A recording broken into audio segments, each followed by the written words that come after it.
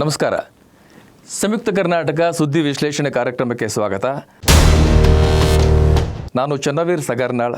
ನನ್ನ ಜೊತೆ ಇದ್ದಾರೆ ನಮ್ಮ ಕೊಲೀಗ್ ಮತ್ತು ಸಂಯುಕ್ತ ಕರ್ನಾಟಕ ನೂತನ ಸಂಪಾದಕರಾಗಿ ಬಂದಿರುವಂಥ ಮಹಾಬಲ ಸೀತಾಳ್ಬಾಯಿ ಅವರು. ಸರ್ ನಮಸ್ಕಾರ, ಕಾರ್ಯಕ್ರಮಕ್ಕೆ ಸ್ವಾಗತ. ನಮಸ್ಕಾರ. ರಾಜ್ಯ ರಾಜಕಾರಣದಲ್ಲಿ ಮಹತ್ವದ ಬದಲಾವಣೆಗಳಾಗುವಂಥ ಸಾಧ್ಯತೆ ಅಥವಾ ಮುನ್ಸೂಚನೆ ಕಾಣ್ತದೆ. ಒಂದು ಎರಡನೇದು, BJPಯನ್ನು ತೆಗೆದುಕೊಂಡ್ರೆ ಡೆಲ್ಲಿ ಮಟ್ಟದಲ್ಲಿ ಯತ್ನಾಳ್ ವಿಚಾರ ಹೋಗಿದೆ.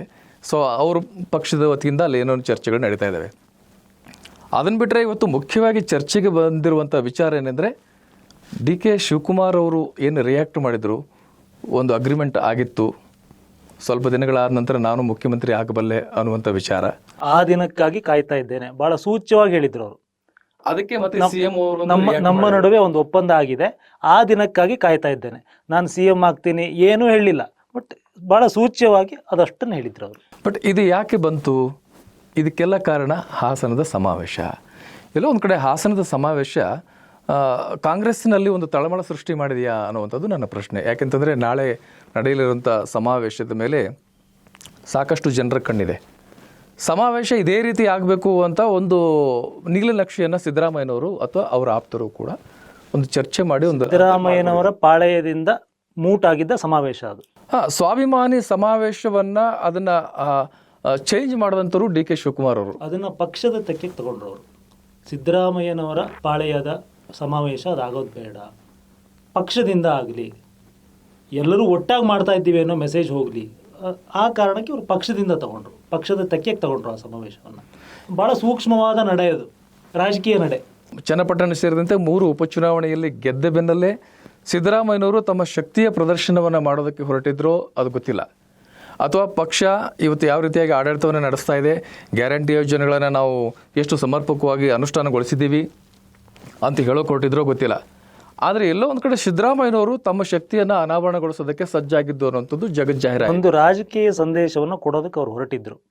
ಅದು ಬಹಳ ರಾಜಕೀಯ ಸೂಕ್ಷ್ಮಗ್ರಾಹಿಯಾಗಿರುವ DK ಶಿವಕುಮಾರ್ ಅವರಿಗೆ ಅದು ಅರ್ಥ ಆಯಿತು. ಇಷ್ಟೇ, ಎರಡೇ ಡೆವಲಪ್ಮೆಂಟಲ್ಲಿ ಒಂದು ಪತ್ರ ಕೆಲಸ ಮಾಡ್ತಾ ಅಂತ AICC ಲೆವೆಲ್ಗೆ ಒಂದು ಪತ್ರ ಹೋಗುತ್ತೆ. ಏನದು?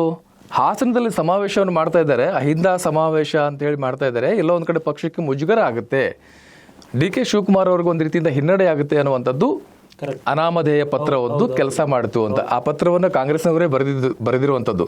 ಒಂದು ಪತ್ರ AICC ಅಂಗಳದಲ್ಲಿ ಹೋಗಿ ಬೀಳುತ್ತೆ.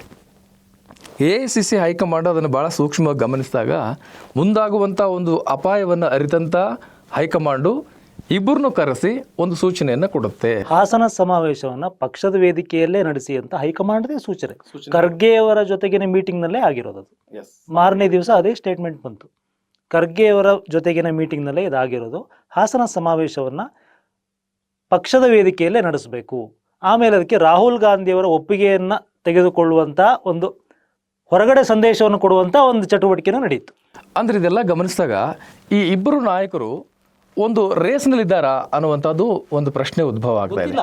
ಏನೋ ಒಟ್ಟಲ್ಲಿ ಹೊರಗಡೆಗೆ ಇರೋ ಸಂದೇಶ ಅಂತೂ, ಒಂದು ಪರ್ಸೆಪ್ಷನ್ ಅಂತೂ ಅದೇನೆ, ಜನರ ಮನಸ್ಸಿನಲ್ಲಿರುವ ಒಂದು ಪರ್ಸೆಪ್ಷನ್ ಅದೇನೆ. ಮತ್ತು ಮುಖ್ಯವಾಗಿ ಹಾಸನವನ್ನೇ ಯಾಕೆ ಸಮಾವೇಶಕ್ಕೆ ಆಯ್ಕೆ ಮಾಡಿಕೊಂಡ್ರು ಅನ್ನುವಂಥದ್ದು ಕೂಡ ಅಲ್ಲಿ ರಾಜಕಾರಣ ಇದೆ. ಎಲ್ಲೋ ಒಂದು ಕಡೆ ಇದು ಸಮಾವೇಶ ಹಳಿ ತಪ್ತಾ ಇದೆ ಅನ್ನುವಂಥದ್ದು ಗೊತ್ತಾಗಿ, ಅಥವಾ ನಮ್ಮ ಕೈ ಒಂದು ತಪ್ತಾ ಇದೆ ಅನ್ನುವಂಥದ್ದು ಗೊತ್ತಾಗಿ ಸೂಕ್ಷ್ಮವಾಗಿ ಪತ್ರದ ಮೂಲಕ ಕೆಲಸವನ್ನು ಮಾಡಿದ್ರ DK ಅವರು ಅನ್ನೋದು ನನ್ನ ಪ್ರಶ್ನೆ. ಇನ್ನು ಮುಂದೆ ಅದು ಬೆಳಕಿಗೆ ಬರಬೇಕು ಏನಾಗಿದೆ ಅನ್ನೋದು. ನೀವು ಹೇಳೋ ಹಾಗೆ ಸಿದ್ದರಾಮಯ್ಯನವರು ಇವತ್ತು ರಿಯಾಕ್ಷನ್ ನೋಡಿದ್ರೆ ಭಾಳಷ್ಟು ಇಂಪಾರ್ಟೆಂಟ್ ಅಂತ ಅನಿಸುತ್ತೆ ಅದು. ಯಾಕಂದರೆ ಸೂಕ್ಷ್ಮವಾಗಿದ್ದಂಥದ್ದು ಎಲ್ಲೋ ಮನಸ್ಸಿನ ಮೂಲೆಯೊಳಗೆ, ಇಬ್ಬರು ಮನಸ್ಸಿನ ಮೂಲೆಯೊಳಗೆ ನಡೀತಾ ಇದ್ದಂಥ ರಾಜಕೀಯ ಗುದ್ದಾಟ ಇವತ್ತು ಹೊರಗೆ ಬಂದಿದೆ. ಅದು ನೀವೊಂದು ಮೂಡ್ ನೋಡಬೇಕು. DK ಶಿವಕುಮಾರ್ ಅವರು ಭಾಳ ಕ್ಯಾಶುವಲ್ ಆಗಿ ಆ ಸ್ಟೇಟ್ಮೆಂಟ್ ಹೇಳಿದ್ದಾರೆ. ಸಿದ್ದರಾಮಯ್ಯನವರು ಆ ಸ್ಟೇಟ್ಮೆಂಟ್ ಹೇಳುವಾಗ ಭಾಳ ಗಂಭೀರವಾಗಿದ್ದರು. ರಾಜಕೀಯದಲ್ಲಿ ಮೂಡ್ ಭಾಳ ಇಂಪಾರ್ಟೆಂಟ್. ಸ್ಟೇಟ್ಮೆಂಟು ಇಂಪಾರ್ಟೆಂಟು ನಿಜ. ಆ ಸ್ಟೇಟ್ಮೆಂಟನ್ನು ಕೊಡೋವಾಗ ಅವರ ಮುಖಭಾವ ಹೇಗಿದೆ, ಅವರ ಮೂಡ್ ಏನಿದೆ, ಭಾಳ ಇಂಪಾರ್ಟೆಂಟು. ತುಂಬ ಸಂದೇಶಗಳು ಅವ್ರ ಮಾತಿನಲ್ಲಿ ಇಲ್ಲದೆ ಇರೋದು ಅವ್ರ ಮೂಡ್ನಲ್ಲಿ ಅಡಗಿರುತ್ತೆ. ಸಿದ್ದರಾಮಯ್ಯನವರ ಸ್ಟೇಟ್ಮೆಂಟು ಭಾಳ ಸ್ಟ್ರಾಂಗ್ ಆಗಿತ್ತು. ಅಂದರೆ DK ಶಿವರ ಮತ್ತು ಸಿದ್ದರಾಮಯ್ಯನವರ ಈ ಒಂದು ಆ್ಯಕ್ಷನ್ ಮತ್ತು ರಿಯಾಕ್ಷನ್, ಹೇಳಿಕೆ ಪ್ರತಿ ಹೇಳಿಕೆಗಳು ನಾಳಿನ ಹಾಸನದ ಸಮಾವೇಶದ ಮೇಲೆ ಪರಿಣಾಮ ಉಂಟು ಮಾಡಬಹುದೇನೋ. ಆಗ್ಬೋದು, ಆಗದೇನೂ ಇರ್ಬೋದು. ಯಾಕೆ ಅಂದರೆ ಇಬ್ಬರು ತುಂಬ ನುರಿತ ರಾಜಕಾರಣಿಗಳು. ಯಾವ ವೇದಿಕೆಯನ್ನು ಹೆಂಗೆ ಬಳಸ್ಕೋಬೇಕು ಅನ್ನೋದು ಇಬ್ಬರಿಗೂ ಗೊತ್ತಿದೆ, ಭಾಳ ಚೆನ್ನಾಗಿ ಗೊತ್ತಿದೆ. ಆದರೆ ಇಬ್ರು ಕೂಡ ಗುಟ್ಟನ್ನು ರಟ್ಟು ಮಾಡಿಬಿಟ್ಟಿದ್ದಾರೆ ಇವಾಗ ರಾಜಕೀಯವಾಗಿ. ಈಗ ಆಗಿರಬಹುದಾದ ಡ್ಯಾಮೇಜನ್ನು ನಾಳೆ ಇಬ್ಬರು ಕಂಟ್ರೋಲು ಮಾಡ್ಬೋದು. ಸಂದೇಶವನ್ನು ಯಾರಿಗೆ ಯಾವ ಸಂದರ್ಭದಲ್ಲಿ ಹೇಗೆ ರವಾನಿಸಬೇಕಾಗಿತ್ತು ಅದನ್ನು ರವಾನಿಸ್ಬಿಟ್ಟಿದ್ದಾರೆ ಡಿ ಕೆ ಶಿ ಅವರು. ಅಂದರೆ ಒಪ್ಪಂದ ಆಗಿತ್ತು ಅನ್ನುವಂಥದ್ದು. ಇವರು ಹೇಳ್ತಾ ಇದ್ದಾರೆ ಸಿದ್ದರಾಮಯ್ಯನವರು ಒಪ್ಪಂದ ಆಗಿಲ್ಲ ಅಂದರು. ನೀವು ಇನ್ನೊಂದು ಗಮನಿಸಬೇಕು, ಇದಕ್ಕೆ ಮತ್ತೆ ಡಿ ಕೆ ಶಿ ಅವರು ಮತ್ತೆ ರಿಯಾಕ್ಟ್ ಮಾಡಿದ್ದಾರೆ. ಸಿದ್ದರಾಮಯ್ಯನವ್ರ ರಿಯಾಕ್ಷನ್ ಆದ ಬಳಿಕ ಮತ್ತೆ ರಿಯಾಕ್ಟ್ ಮಾಡಿ ಸಿದ್ದರಾಮಯ್ಯನವರು ಮುಖ್ಯಮಂತ್ರಿಗಳು ಅವ್ರು ಏನು ಹೇಳ್ತಾರೋ ಅದೇ ಅಂತಿಮ, ನಾನು ಪಕ್ಷದ ನಿಷ್ಠಾವಂತ ಕಾರ್ಯಕರ್ತ. ಕಾಂಗ್ರೆಸ್ನಲ್ಲಿರುವ ಪ್ರತಿಯೊಬ್ಬ ನಾಯಕರದ್ದು ಕೊನೆಯ ಸ್ಟೇಟ್ಮೆಂಟ್ ಇದೇ ಆಗಿರುತ್ತೆ, ನಾನು ಪಕ್ಷದ ನಿಷ್ಠಾವಂತ ಕಾರ್ಯಕರ್ತ, ಹೈಕಮಾಂಡ್ ಹೇಳ್ದಂಗೆ ಮಾಡ್ತೀನಿ. ಸಿದ್ದರಾಮಯ್ಯನವರು ಇದನ್ನೇ ಹೇಳಿದ್ದಾರೆ. ಡಿ ಕೆ ಶಿ ಅವರು ರಿಯಾಕ್ಟ್ ಮಾಡಿದವು, ಕೊನೆಗೆ ಹೇಳಿರಿ ಈ ವ್ಯವಹಾರವನ್ನು ಮುಗಿಸಿರೋದು ಇದೇ ಸ್ಟೇಟ್ಮೆಂಟ್ ಜೊತೆಗೆ. ಇದೆಲ್ಲವನ್ನು ನೋಡಿದಾಗ ನಾಳಿನ ಸಮಾವೇಶ ಯಾವ ರೀತಿಯಾಗಿ ನಡೆಯಬಹುದು ಅನ್ನುವಂಥದ್ದು ಕೂಡ ಅಷ್ಟೇ ಕುತೂಹಲಕ್ಕೆ ಎಡೆ ಮಾಡಿಕೊಟ್ಟಿದೆ. ಓಕೆ, ನಾಳೆ ನೋಡುವ. ಥ್ಯಾಂಕ್ ಯು, ನಮಸ್ಕಾರ. ನೋಡಿದ್ರಲ್ಲ ವೀಕ್ಷಕರೇ, ಕಾಂಗ್ರೆಸ್ನಲ್ಲೂ ಕೂಡ ಬಣ ಬಡಿದಾಟ ಇಲ್ಲದೆ ಇದ್ದರೂ ಕೂಡ ಒಳಗೆ ಮುಸುಕಿನ ಗುದ್ದಾಟ ಅಧಿಕಾರಕ್ಕಾಗಿ ಮೊದಲಿಂದಲೂ ಕೂಡ ನಡ್ಕೊಂಡು ಬಂದಿರುವಂಥದ್ದು. ಈಗ ಡಿ ಕೆ ಶಿ ಅವರು ರಿಯಾಕ್ಟ್ ಮಾಡಿದ್ದಾರೆ, CM ಅವರು ಕೂಡ ರಿಯಾಕ್ಟ್ ಮಾಡಿದ್ದಾರೆ. ಕೊನೆಗೆ ಇಬ್ಬರು ಹೇಳಿದ್ದು ಒಂದೇ, ಪಕ್ಷದ ಹೈಕಮಾಂಡ್ ಏನು ಹೇಳುತ್ತೆ ಅದಕ್ಕೆ ನಾವು ತೀರ್ಮಾನಕ್ಕೆ ನಾವು ತಲೆಬಾಗಬೇಕಾಗತ್ತೆ ಅನ್ನುವಂಥದ್ದು ಸತ್ಯವನ್ನು, ಕಾಂಗ್ರೆಸ್ನಲ್ಲಿರುವಂಥ ಎವರ್ಗ್ರೀನ್ ಸತ್ಯ ಅದನ್ನು ಹೇಳಿದ್ದಾರೆ. ಸೊ ನೋಡೋಣ ನಾಳೆ ಹಾಸನದ ಸಮಾವೇಶದಲ್ಲಿ ಯಾವ್ಯಾವ ಬಣದ ಕೈ ಮೇಲಾಗುತ್ತೆ, ಯಾವ ರೀತಿಯಾಗಿ ಭಾಷಣವನ್ನು ಮಾಡಲಿದ್ದಾರೆ, ಅಥವಾ ಎಲ್ಲ ಒಂದು ಕಡೆ ಯಾಕಪ್ಪ ಬೇಕು ಸುಮ್ಮನೆ ಗ್ಯಾರಂಟಿ ಯೋಜನೆಗಳನ್ನು ಭಾಷಣ ಮಾಡಿ ಅಲ್ಲಿಗೆ ಸಮಾವೇಶವನ್ನು ಸಮಾಪ್ತಗೊಳಿಸ್ತಾರೋ ಗೊತ್ತಿಲ್ಲ.